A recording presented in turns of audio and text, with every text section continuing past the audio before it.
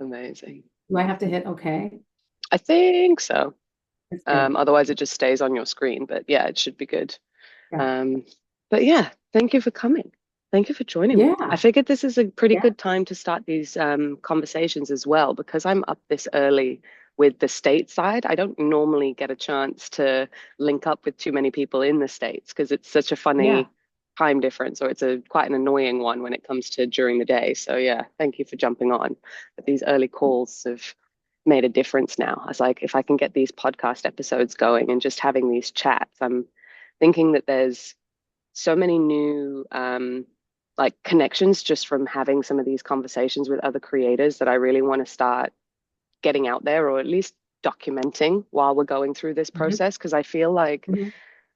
as you go through this journey, especially when you're listening to interviews or podcast episodes from some of these bigger guys, it's hard to always remember what was happening when they were in it, when some of these things were shifting or changing, or what some of these perspective shifts have been like within some of these different phases of the journey. And I Yeah. just find that whenever I get on these calls with other creators, we always end up just laughing about some of the more mundane or like frustrating behind the scenes type of stuff that make me Yeah. realize that everybody is going through it. And I feel Yeah. like if we can just touch on some of those things or at least put them out there, it just reminds people that as much as it's so easy to make it out like you're the only one going through this or you're the only one that's dealing with these issues, like it just reminds you that everybody goes through this. You're not alone. Like it's part of the No. process. Yeah, right. And they've just been at it longer, Yes. you know. Yeah. I mean, they've been and they got that diligence and they're onto something and they work hard in their niche and what they're doing. And but they've also just been at it longer. And that's the same thing we were just talking about before we were on record with sitting in your space for a while before you were to redesign or to get frustrated, that everything will shift in a way with your thinking and you'll find those things that you love about where you're at and what you're doing, and that will sustain you and feed you, right? That's like your energetic food to keep you going. And so those guys have all done that too, right? Like they've had something sustaining them and keeping them going, or people I should say. I've done the Twitter X world with the bros, right? I end up saying guys more than I should. And To be fair, I so always say guys. I creators. Yeah, I have to know. catch myself. I do, and I've been catching myself like, no, no, no, I'm not a guy. So I think that that's very true, is that there's that sense of just being okay with the process and knowing, and I think you're right, taking comfort from the fact that other people have stumbled and they've felt frustrated and they've questioned themselves, and then here they are a year later, Yeah. um, Still powering through. monetizing and doing well. Hmm. Yeah, yeah. And I think that's it. I think something that I've realized recently as well that was hanging over a lot over the last couple of years for me was like this rushing feeling, Hmm. like that everything had to be done in a week or a month like there's just been this big like rush. And I think in the Hmm. last couple of months, it's only been sort of taking a bit of a step back from that and trying to slow everything down and be like, okay, if you don't want to be operating on this rushed level with everything and this like high stress, like how do you find that more calm baseline Hmm. and then move Hmm. forward from there? Or also remember that I think it's also settling into that, you know, enjoying the process, trusting the process, being in the process, but then that there's that fine line of then dragging out the process sometimes unnecessarily, Yeah. like that you could Yeah. go backwards and forwards with it. But I think it's really, for me, I've been trying to figure out like what are those daily, weekly tasks that kind of tie in with everything that I can sort of pinpoint that are going to move things forward. And then the rest of the time, try and actually spend a lot of it not doing too much or not diving into other things and just giving yourself a little bit of space to see what's unfolding. Because I find Hmm. like there's that funny balance again as well when you get too stuck behind a computer. It sort of sucks all your energy and creativity, from just Hmm. being stuck behind it. And then you forget that you need to actually get out and live a bit of a life in order to fuel that creativity that comes through in like content and in the business and stuff. And then it's hard when there's always feels like there's something to do, right? There's always something else on the to-do list. There's always more you could be doing. And yeah, I'm finding that's a very interesting like balance to look at, because it's hard to tell sometimes whether you're just being a bit lazy or you're just like you're actually not pushing yourself too far, or then you're pushing yourself too far and then you're going through those silly cycles of, you know, gung ho for 3 days and then burnt out for the rest of the week. And it's like, well, that doesn't help. Mhm. No, for sure. And I think that it depends all on, my guess is a lot of creators and a lot of people that are starting this digital solopreneur career are pretty hard driven. So we're used to that. And it's like, and because we don't have a boss and we're not like sitting in an office where we can calibrate the pace pretty well. And so we can relax in that.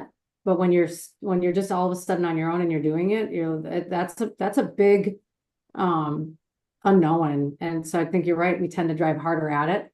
But I think another important thing, and I've talked to other people about it too, is just building your business according to how you want to live your life. Like, so having that same parallel, like the balance, the scales are balanced in how you want to live your life and how you approach your business, like finding that pace that's right for you. So, that's a good point. Like, you're in this exploratory phase of your pace when you're at least recognizing it. You're like, okay, I can do this a little bit differently, but how do I do this a little bit differently? Yeah. What, and then just asking yourself those questions and finding that, yes, it's maybe just getting your tasks done, your challenges that are your biggest challenges, making sure you're on those and you're staying, along a certain timeline for those. But I agree with you. It's definitely I'm learning it too. It's not easy to have a boss sometimes, in a sense of, Yeah. Yeah. And being I think it's is hard different. when there is no rules with it. And I think you're not Mhm. taught how to time block with your energy as well. And everybody focuses at different times during the day. So I think that's one of the interesting things I found diving into a lot of the productivity hacks and stuff. It's like Mhm. depending on where you get the most of your inspiration or where you do the most of your work. Like I know, even looking at me and my sister, my little sister, she's a composer and she does a lot of her work late at night. Like her day is Mhm. shifted. And that's also the Mhm. nature of the job that she does, where she's got to do late night concerts or she's got to be out that time. So it's like her day is just shifted in the sense where like Yeah. I enjoy earlier mornings to get up, get things done with a clear head and a quiet morning, whereas Yeah. she doesn't get up early. And I think there's sometimes those periods where you feel like you need to force yourself into a certain schedule in that sense. Like Mhm. I know I've been struggling with that to try and like coming out of, working in the job environment or like that 9 to 5 structure, coming out and Mhm. then realizing that I don't have to block my day in the same way, and actually Mhm. experimenting with those blocks and when I work best and when things come up where it's like, it hits 2 p.m. and it's like I don't want to talk to anybody anymore. I'd Mhm. rather just do the reading or the research side of stuff and make sure that, client work's done in the morning, my content work's done at another point, and then at that point, like shut off the day and then Yeah. use that for the rest and recoup or the things that you can do. But it's been interesting trying to find some sort of pattern in those for yourself, because it is difficult. Yeah. Like Mhm. especially when each time block never always goes the way that you've potentially planned it, or it doesn't always fit. And it's like, oh, it's like I had a to-do list of 5 things and I got one thing done. And then it's like Yeah. I had a to-do Exactly. list of 2 things and I got 5 things done. Like it's amazing Yeah. how the days can flux. And I think Yeah. it's sometimes just difficult to get your head around all of it. Yeah, for sure it is. It's very nebulous. And I think that that's also part of it. And it's like, okay, well, maybe that's okay. You set yourself high on 5 and you got 2, maybe your goal is 3, Yeah. like maybe that's starting to pull you into a place of managing your balance well. Yeah. But And I for think me, that's I mean, I think, go no, on. no, carry on. I think so many people are doing this, the ones that are not working. Um, or they're working remotely even. But like for me, I'm not, I'm building this, but I'm at home. And so I'm distracted by my gardens. I'm distracted by going for a walk around the lake. I'm distracted by cooking something. Mm, So when you're also in an office, your focus is really on like getting this done so I can actually get out. Or if I'm working remotely, I want to get as much done as I can so I can go on that walk. I don't know. It's just more scripted. So I mm, think when you're taking something upon yourself, and that's why there's so many offers out there for people trying to help you manage your time and avoid distractions and say, this is your morning routine. This will get you set up to a good start. And this is how I do it. mm. Well, I fell for that for about 3 or 4 months. I was just like, I have to get up at 5 every morning and I have to write and I have to, do these, get sun on my face and slam of water and do my exercises. And like, and it was miserable, but I was like, okay, well, this is what This is good for everybody's me. doing. Yeah, this is what you do when you want to be successful. It's like, oh, fuck that. I am not doing that. Like, I just was like, no, this doesn't work for me. So I get up about 6 o'clock. I meditate. I do some easy stretches. I slam a water. I call it good, you know? Yeah. Yeah. I Oh, think that that's works the for me. slippery slope of the morning routine that then suddenly becomes unproductive because you've Mhm. added like 5, 10, 20 things to it. And by the time you've done that, you feel like you've done your day. And then it's like, Yeah, oh, now I have to go do some work. It's like, okay, yeah, great. I'm awake. I'm feeling refreshed, but now I don't feel like doing anything.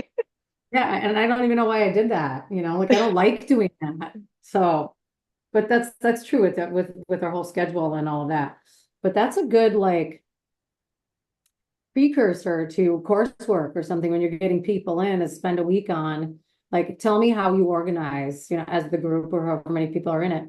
What does your day look like how do you structure your week and get every person to share it and talk about it and be like, okay, what happens when you get off course, what distracts you, how do you get back in after the distraction? That's really helpful. And if other Mm. people share like what they do that works for them, not that you necessarily have to adopt it cut and paste, but there's something to be learned by that you might not know. I mean, I don't, that's can be very Well, it's all the helpful. little nuances as well. And I think that's another reason why I wanted to just start this little series and putting things out, because I know I always find the most value in like the Q&A sections of certain things, or Mhm. it's hearing how other people have gone through their stuff and troubleshooted their lives, where it's like, ah, it's that bit I need, or it's like, ah, Yeah, I can try that next time. I think yeah, it's a yeah, funny little game we're playing, huh? Where it's like you've got to kind yeah. of build your own Lego box or build your own toolbox, because Hmm. I think that was the one where I was getting frustrated for a few years, where it was, you're trying to find something out there to replicate or model off in terms of how Yeah, someone's done it or the frameworks. And really, it's a case of picking and choosing different elements to build your own version, because there is never yeah, going to be a direct sort of copy and paste onto your life in terms of your map and your journey and what it is you're building. There's always going to be those nuances and differences that will, take you in a different direction, or certain elements don't work for you because it's not the yeah, style that you're doing. And I think, yeah, I think it comes back to, figuring out those needle movers as well and making sure those are getting hit throughout your week at least. yeah, And I think for that's something sure. that's quite hard to narrow down, because I don't know Yeah, about you, but I know for a long time, and even still now, I find it hard to differentiate sometimes the bigger needle movers versus just the busy work that I've placed on top of yeah, it to hide yeah, behind yeah, actually for doing sure. some of the bigger stuff, Hard because it's thing. Yeah, the hard thing. yeah, yeah. I like you, the needle movers. That's a good, because I'm just seeing that meter, going back and forth. But so like, what are your major, what are your needle movers? Like, what do you have that you have to do? Like mine is building a landing page and it's like really freaking hard because I don't have the skills for it. Yeah. So then it's like, whether you go to the content creating and then I was like, okay, I was so lost and I was reaching out to people and using very dramatic metaphors of what I was feeling. And then I was like, okay, well, I just started building the content on my Miro board that I want to put in there. And then I went to Scorecard to just kind of see, and I was like, okay, it was easier. So I got a little unlocked, but I know that there's things that need to be done. And I keep saying, oh, these should be done in a couple of weeks. Well, I've probably been saying that for at Should. least 6, yeah, 6 weeks now. So they need to be Yeah. done. They Yeah. needed to be done a month ago. And so I'm seeing that though, and I'm starting to become more clear on the content and all of it. But yeah, it's a journey. Just even Yeah. like how your message changes and how what you do changes. And Hmm. uh, you want to offer this authentic product and you're good at it, you can do it. You've got to find your clients um and so that's a lot looming, right? And then there's the tangible thing like, okay, well, just get it out and then start. But maybe that looming, like going out and finding them is overwhelming enough because that's where the money comes that you're just like held up on the landing page or whatever. You know what I mean? Like you could be hooked on different things because you're ultimately have this trepidation making the big jump. So Hmm. Hmm. I think it's balancing that, like working on the business versus in the business, which is always really hard because it's easy to fill up your to-do list of the back end stuff and then forget that you haven't been doing the front end stuff to actually bring clients to you in that sense, where it's mhm, like, how do you make sure that, things are being put out there, but at the same time, you're getting the back end sorted so that when people arrive, they're coming through in some sort of streamlined fashion. yeah. But another point from on what you just said as well in terms of the creation and how things change. I was discussing this with my friends at Legacy Production House with the ongoing content side of stuff because I struggle with this Mhm, too, where if you keep it to yourself for too long, you've moved on to the next iteration of it. So it's mhm, almost like, okay, I can't put this out because I know what the next version is, but at the same time, it's like you need to be putting things out so that you can get feedback on it in order to move through those iterations of where things are going. Because ideally, yeah, your audience will tell you what they want, right? If you yeah, can right. match and find them and work on your copywriting and figure out the content pieces like that, you've just got to start putting it out because there'll always be a new idea. And I think it's reminding yourself as well that the ideas do feed off of each other as you put them out. Mhm, But it's quite important mhm, to put out those little breadcrumbs so that people can also see the changes that are happening mhm. behind the The scenes. evolution of you, right? Because Yeah. they're buying into you in this world, Mm. right? That's where when But you it is a, said something about mm, the that we're different, that we're unique, and that makes we can't cut and paste somebody else's. But that's at the level of offering a really authentic high-end, high ticket offer of somebody dynamic, somebody interesting. Because there are those money Twitter bros out there that they send that same message out all day long, yeah. right? So there's that comparison of basically just this template they follow, and it's so shitty and terrible and obvious. Like your post the other day, right? Like I'm surprised he didn't start. I'm just glad he didn't start with sir, which is really fun. Hey, sir. Right? You're like, Yeah. "Hi." So, Give but me a on our second. level, Sorry, my yeah. computer's now flashing the battery. I'm going to pause the recording really. Anyway, Okay. okay. Change of scene. Computer's And we're plugged back, in. everybody. And we're Just back. And we're back for regularly scheduled programming. No, thank you for that. Yeah, suddenly just dipped to your computer's going to turn off. so okay, so within that, just there is a very I want to say unknown, but there is just we're just creating our own path and we're using other people's like their expeditions that they've already gone on to kind of follow in their footsteps in that way.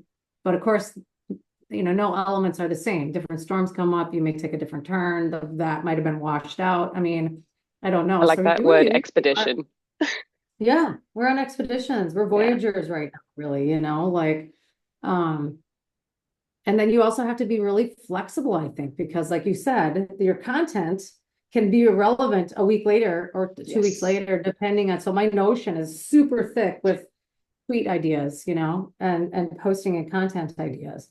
And then when I'm going back and I'm looking at it, I am interestingly enough, like deleting enough here and there. Like, you can still find it to be, I mean, so often it's what I'm doing is it's spiritual growth and, personal development type stuff. So that's timeless in a way, really. Mm. But to my ideal client, which is a high performing woman, right? Who's stuck in like these life changes or fault lines from past life changes, that is evolving for me, like how I'm talking about Mm, them. And so I'm directing my content now more clearly to them because I'm like, all right, I'm here, I can help.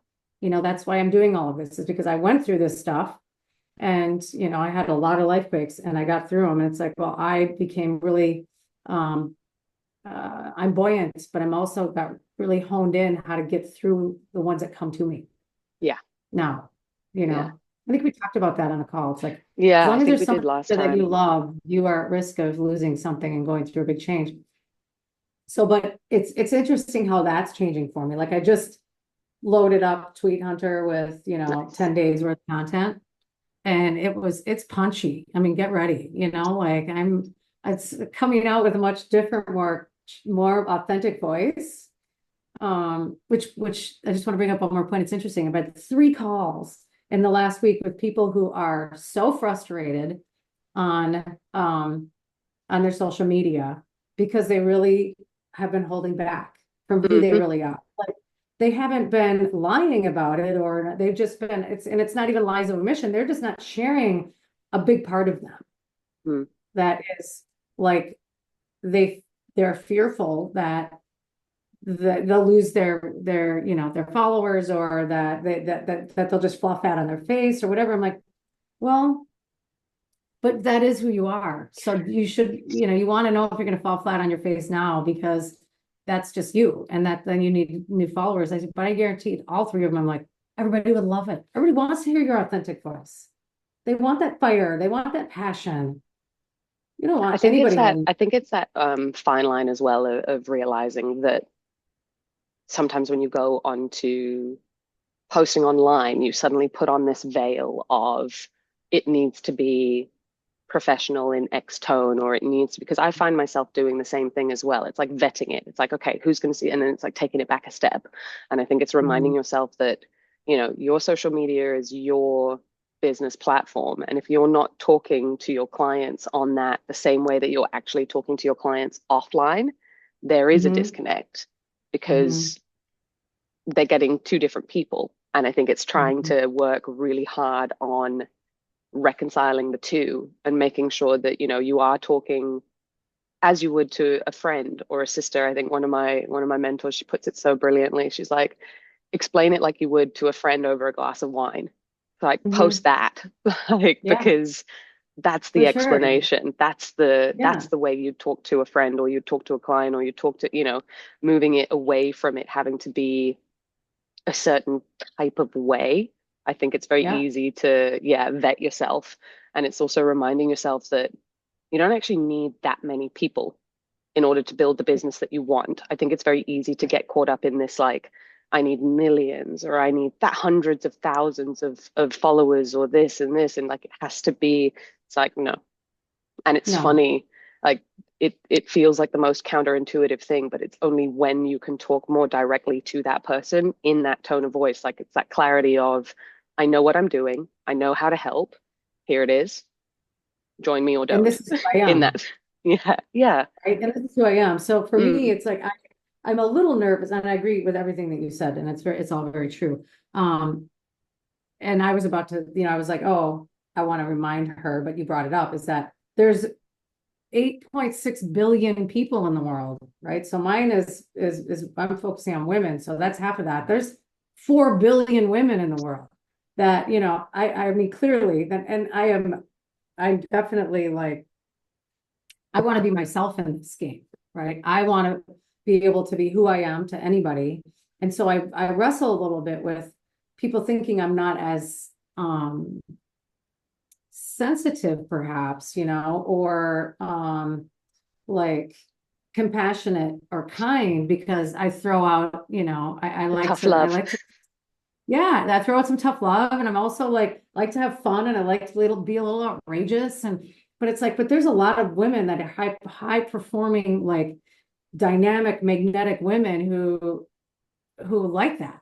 And they're like that, actually, So it's like, that's who I want to talk to, and that's who I want to get to. And if everybody else can be entertained by that, then that's way too, you know? So then I am living that authentically because my clients are the ones that dig me, are the ones that get me because, you know, we can have real deep work then. I don't think it's, if I don't have that, I just don't know if I can be as effective if I'm not really being myself. Isn't that Well, why it, we're it doing this? also, well, that too, but it also screens the clients. I think it's that hard period as well when you're starting to build your own thing of I need money versus I want clients that I want to be working with and working with for a long time, you know, because Yes. customer churn is actually a lot harder, like to constantly always having to be getting new people in. Whereas, you know, finding a way to make sure that the clients that you have in have your focus as well.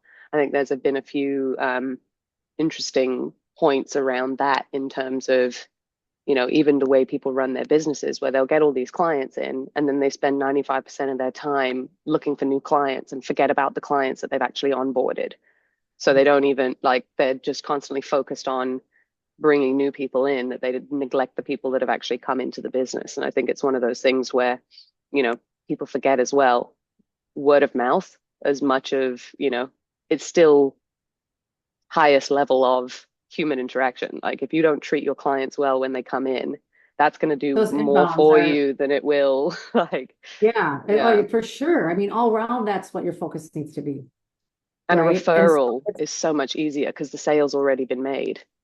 yeah, and so you do such a good job for them that they can't help but to hire you again or you know refer you, and that Mm, cycle just perpetuates itself, right? And if it really is like, well, if you're that desperate for the client or the money or whatever that maybe it's a money thing, then you need a side hustle, right? Then you need to go work at a coffee shop or you know do maybe you just need to take on another part, you know, a job to get you through that yes. because that desperation is stinky, you know, like that It smells. oozes through. Yeah, yeah. That and I've that's something that I've struggled with a lot over the last couple of years, especially when I put myself in those, I guess, tactical, stressful situations. If I've like left something and, you know, decided to jump into something else, and it's like, right, you've got this amount of time to make it work. I think that's another issue that a lot of creators find is that it always takes longer than you Yeah, plan, or usually yeah, does. It doesn't always, but there's a yeah, very good chance that it's going to take longer than you plan. So, yeah, there's that little switch where it suddenly goes from this is something that I'm doing to help people versus I really need money right now. I don't care who buys it. I just need to sell it. And I think that, yeah, and like you said, it does, it stinks. There's a different kind yeah, of desperation that oozes from that. And I think it's putting yourself in a place where at least you've got survival needs met, or even if it's yeah, only half of them, you know, and you're only yeah, filling out the other half so that you yeah, you don't have to be putting that much pressure on yourself because I found it counterintuitive for my work.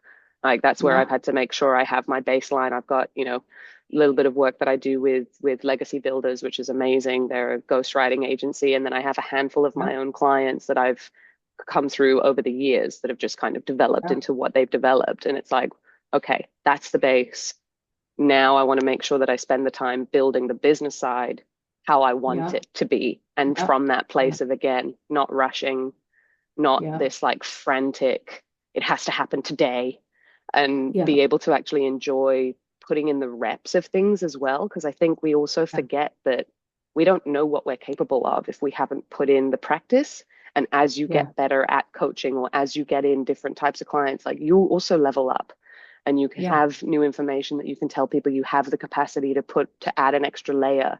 Like you don't know yeah, what's possible or where your coaching can build if you don't yeah, have that time to actually focus on your clients and take them through these steps. And yeah. it And we feeds have back to, in. Yeah.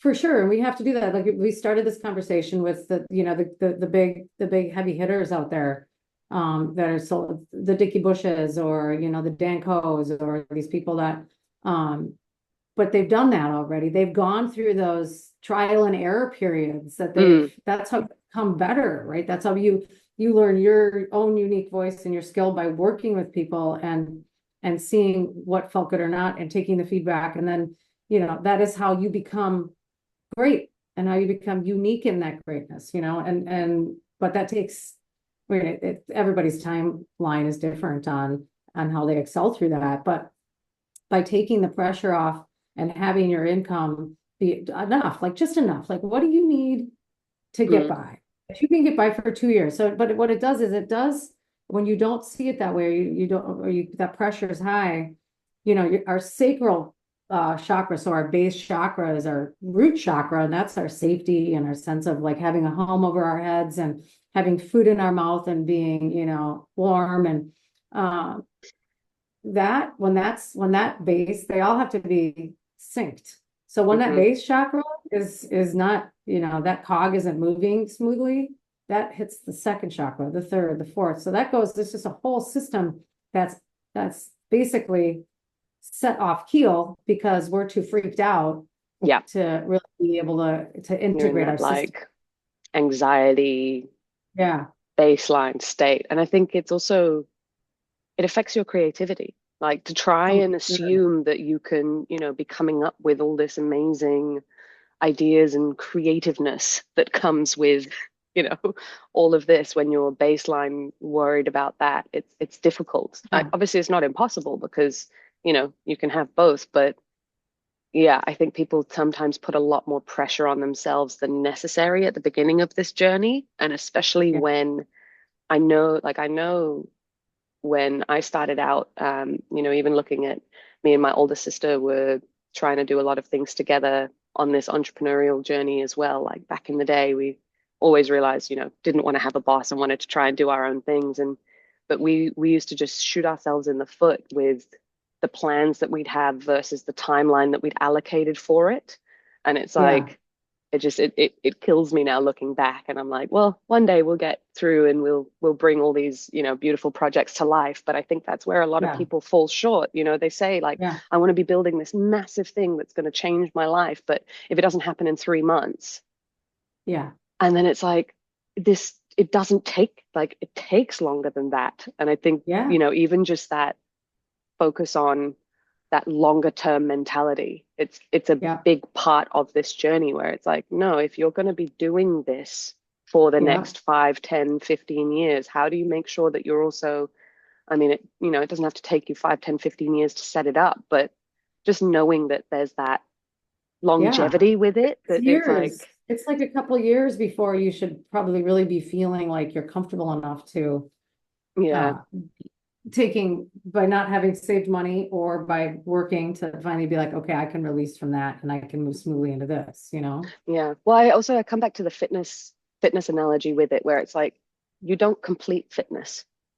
And I think that's the Hmm. same thing where it's like with these projects That's right. online, so many people are trying to complete business, or I feel like it's like complete in terms of maybe the passive income side of stuff, because we've all been sold that quite well, where it's like, oh, just, passive income or build it and then you don't have to do anything. And it's almost like you Yeah, yeah, complete yeah. business. And it's like, Yeah. it's never quite like that.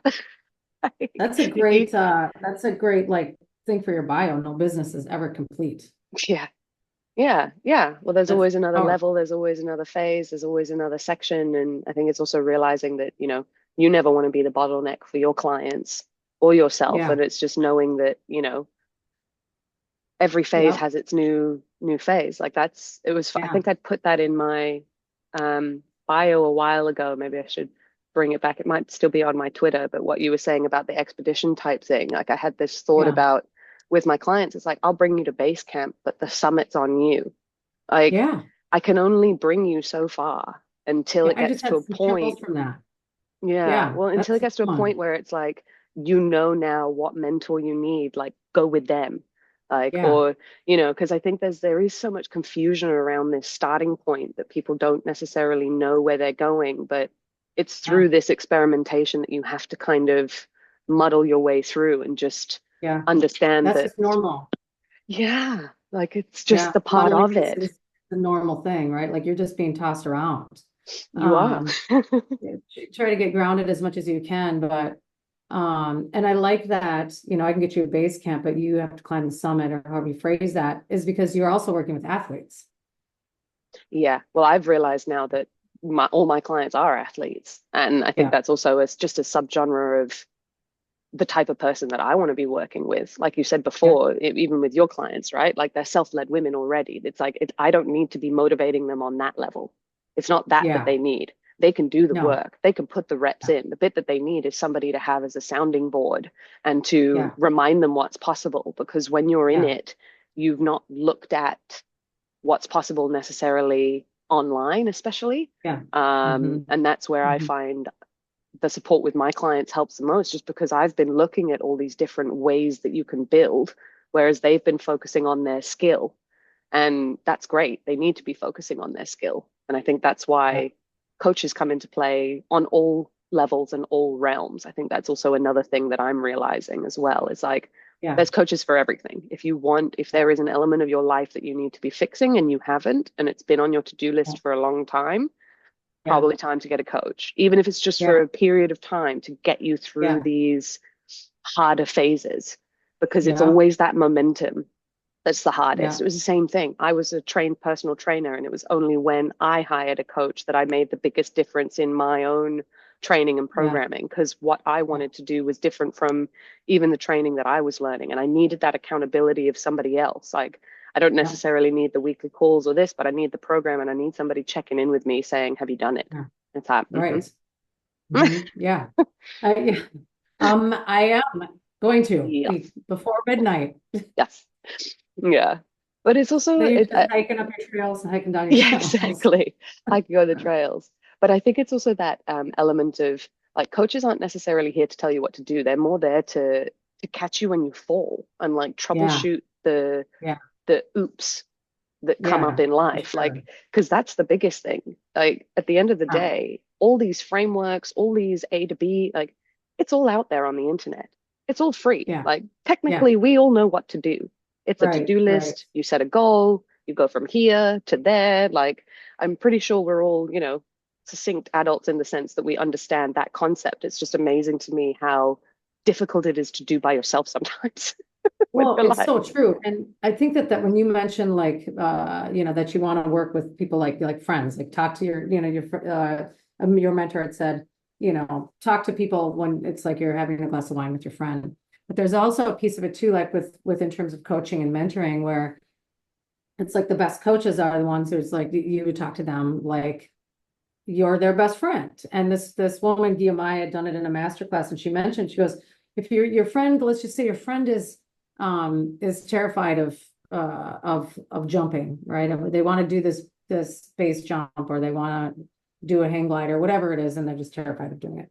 And you finally make it up and the mountain, and they get up and then they just absolutely don't want to do it, and they're done and they're not going to do it. You jump with them. You make them do that. Yeah. They want it so bad, but then that is that's going to be good for them. And so that's the level you go to with them. And that I think is the best coaching, is like you're hearing them, you're walking up the mountain with them, you're listening to their fears and worries, and you're making headway on the way up, and they're anxious as hell. You're just like, still making forward steps, and then they want to bail out, and you're like, tough shit. We're not, we're going for it.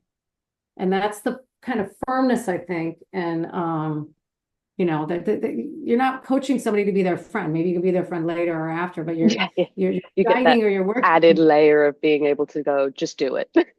Yeah.